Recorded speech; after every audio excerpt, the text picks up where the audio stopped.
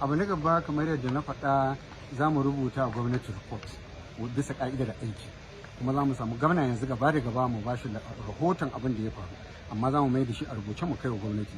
To ra'ayin gwamnati ne kuma ta ɗauki mataki na gaba, amma ni yanzu a kwamishina ba zan iya cewa ga abin da za a yi ba tunda ba a bada umarnin a haka ba, sai an ji rahoto.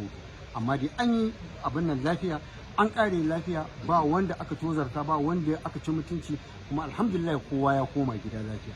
To akar makallawo Malam Jabbar a yayin da ake wannan mukabala ya ce min lokacin da aka bari yayi kaɗan kuma ba a bashi dukkanin abubuwa ko ka'idoji da yadda mukabala za ta kasance. A'a ai ka san ɗaukanni kenan amma kaka taɓa ni, shi ya nemi a bashi dama ba malaman bane.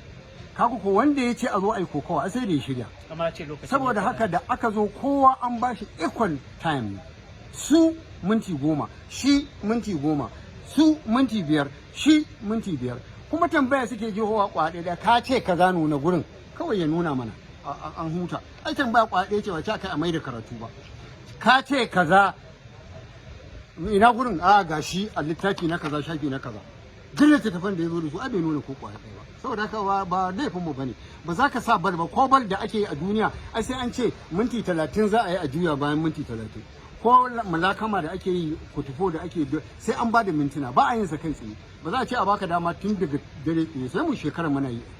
To haka ya buƙaci cewa ba da sake shirya wata mukabala. Wannan za mu sanar da a cikin request ɗinsa a rahoton da za mu bayar, za mu ba gwamnati cewa ya ce kaza ya ce kaza ya ce kaza. Shikenan gwamnati kuma ya rage nata, amma mu an turo mu zo mu conduct din mukabala, mun yi, an yi lafiya, an kare lafiya, jama'a kuma sun ji alhamdulillah. To na mataki za a na gaba, shi nake gaya maka, matakin gwamnati ce za ta faɗa, amma mu za mu ba ta rahoto tun daga yau, kuma gobe za mu rubuta shi a rubuce bisa ka'idar aiki, mu tura fayil, kuma gwamna za mu yi magana da shi gaba da gaba. Abin da ya ɗauki mataki in shi ne zai yanke hukunci, in sai an je executive council, in mai ma za a yi dai, kuma shi yake da dama saboda shi ya haɗa ba mu ba. To kenan wannan mukabala ta kawo ƙarshen takunkumi da ɗaurin talala da aka. A'a wannan na gaya maka yana cikin, bayan an kai rahoto ne gwamna ne yake da damar ya fito, shikenan duk takunkumin da muka cire masa munsa a yi kaza kuma wannan sai bayan rahoton mu a gwamnati sannan.